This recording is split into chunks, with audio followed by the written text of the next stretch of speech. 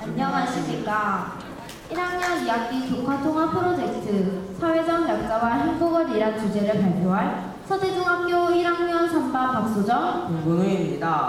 만약 여러분에게 다음 생엔 장애인이나 북한이탈 주민 등으로 다시 태어나고 싶나요? 라고 묻는다면 그렇다라고 하는 사람은 거의 없을 것입니다. 먼저 저희는 여러분에게 두 가지 질문을 드리고 싶습니다. 사회적 약자를 나타내는 영어인 non person이 무슨 뜻인지 생각해 보셨나요? non person의 뜻은 존재가 무시되는 사람입니다. 어떠한 생각이 드셨나요? 1948년 12월 10일 발표된 세계인권선언 제2조에 따르면 모든 사람은 인종, 피부색, 성별, 언어, 종교 등 어떤 이유로도 차별받지 않으며 이 선언에 나오는 모든 권리와 자유를 누릴 자격이 있다라고 나와 있습니다. 저희의 생활 속에서 이 선언이 지켜지고 있는 경우는 과연 얼마나 될까요? 아니 과연 저희가 이 선언이 있다는 것조차도 알고 있었을까요? 안타깝지만 두 번째 질문에서 세계인권 선언을 지키고 있었다라고 말하는 사람은 선뜻 없을 것입니다. 이런 점에서 저는 이번 교과통합 프로젝트가 1학년에게 큰 도움이 되었다고 생각합니다. 지금부터 도덕, 음악, 미술, 체육, 국어의 교과통합 과정을 설명하겠습니다. 교과통합 프로젝트의 시작은 도덕이었습니다. 도덕에서는 사회적 약자의 기본 지식을 위주로 학습을 했습니다. 그리고는 여러 사회적 약자 중 하나를 골라 그 대상에 대해 더 깊은 조사를 하고 이를 토대로 포스터를 제작하여 발표를 했습니다. 6개의 조는 각자 다른 사회적 약자를 주제로 조사를 하고 발표했습니다. 1조는 시각장애인을 조사했습니다. 1조원들은 시각장애인뿐만이 아니라 모든 장애인들을 대하는 저희의 태도가 문제라고 말씀하였습니다. 왜냐하면 저희가 그들을 차별하고 멀리하기 때문입니다. 2조는 비정규직을 조사하였습니다. 비정규직은 정규직과는 다른 대우, 봉급, 근무여건 등이 문제이며 3조는 언어와 문화의 차이로 힘들어하는 다문화 가정에 대하여 조사하였습니다. 북한이탈 주민을 조사한 4조에서는 북한이탈 주민들은 죽음을 무릅쓰고 남한으로 건너오지만 남한 사람들의 차별적인 시선과 취업난 등이 정착하기에 어렵게 만든다고 했습니다.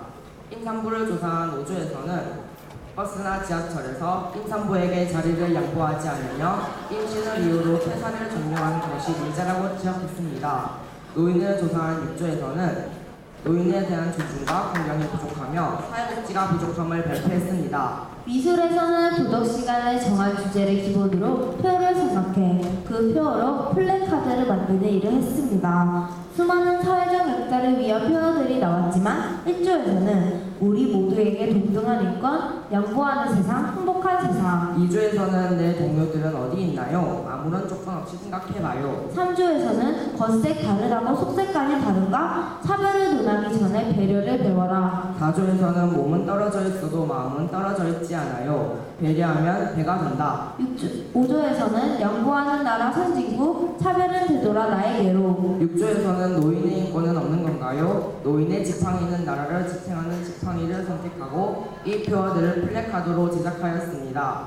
음악에서는 잘 알려진 동료의 음에 맞춰 개사를 하고 그 노래를 연습했습니다. 체육에서는 음악 시간에 개사한 노래에 맞춰 춤을 만들었습니다. 그리고 그 만든 춤을 조원들과 함께 곳은 고쳐가며 열심히 연습을 했습니다. 마지막 국어 교과에서는 이제까지 했던 모든 과정들을 설명하는 글을 쓰고 말하기 전략에 따라 설명문을 만들었습니다. 그 글이 바로 저희가 지금 읽고 있는 이 글입니다. 이어서 시각장애인을 주제로 한 1학년 3반의 플래시몹을 보시겠습니다.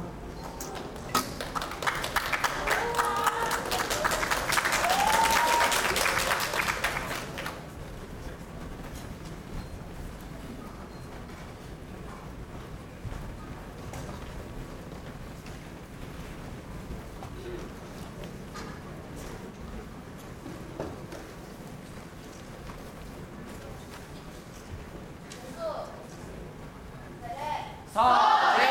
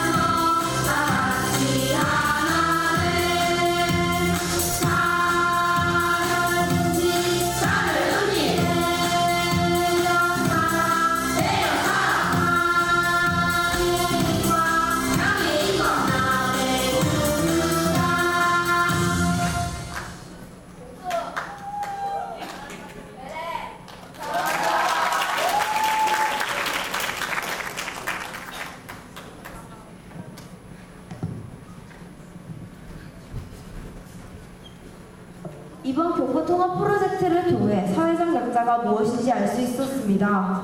하지만 그보다 더 큰 성과는 교과 통합 프로젝트를 하면서 많은 것을 느끼고 생각하는 시간이었다는 것입니다. 먼저 협동심입니다. 평소 조 활동이라면 한 조당 가장 잘하는 사람 한 명만이 그 활동을 다 하는 경우가 많았습니다.